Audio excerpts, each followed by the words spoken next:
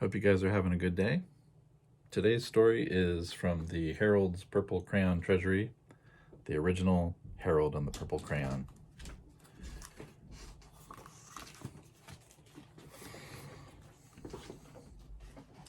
One evening, after thinking it over for some time, Harold decided to go for a walk in the moonlight. There wasn't any moon, and Harold needed a moon for a walk in the moonlight, and he needed something to walk on. He made a long, straight path so he wouldn't get lost, and he set off on his walk, taking his big purple crayon with him. But he didn't seem to be getting anywhere on the long, straight path, so he left the path for a shortcut across the field, and the moon went with him. The shortcut led right to where Harold thought a forest ought to be. He didn't want to get lost in the woods, so he made a very small forest with just one tree in it. It turned out to be an apple tree. The apples would be very tasty, Harold thought, when they got red. So he put a frightening dragon under the tree to guard the apples. It was a terribly frightening dragon. It even frightened Harold. He backed away. His hand holding the purple crayon shook. Suddenly he realized what was happening, but by then Harold was over his head in an ocean. He came up thinking fast, and in no time he was climbing aboard a trim little boat. He quickly set sail, and the moon sailed along with him. After he had sailed long enough, Harold made land without much trouble. He stepped ashore on the beach, wondering where he was.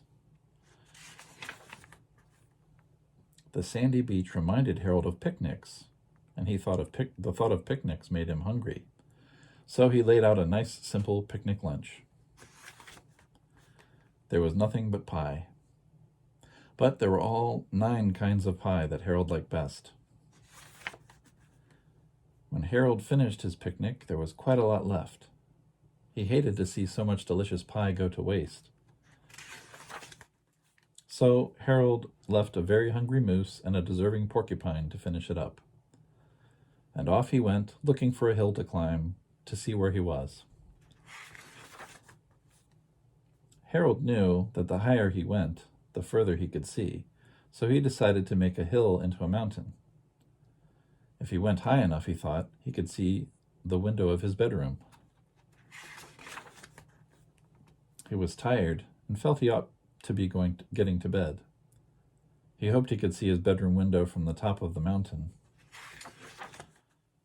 But as he looked down over the other side, he slipped, and there wasn't anything on the other side of the mountain. He was falling in thin air. But luckily, he kept his wits and his purple crayon. He made a balloon, and he grabbed onto it, and made a basket under the big balloon. He made a basket under the balloon big enough to stand in. He had a fine view from the balloon, but he couldn't see his window. He couldn't even see a house. So he made a house with windows, and he landed the balloon on the grass in the front yard. None of the windows was his window. He tried to think where his window ought to be. He made some more windows. He made a big building full of windows. He made lots of buildings full of windows. He made a whole city full of windows. But none of the windows was his window. He couldn't think where it might be. He decided to ask a policeman. The policeman pointed the way Harold was going anyway, but Harold thanked him. As he walked along with the moon, wishing he was in his room, and he walked along with the moon, wishing he was in his room and in bed. Then, suddenly, Harold remembered. He remembered where his bedroom window was when He remembered where his bedroom window was when there was a moon. It was always right around the moon. And then Harold made his bed. He got into it and drew up the covers. See what he did there? Drew up the covers. The purple crayon dropped on the floor, and Harold dropped off to sleep.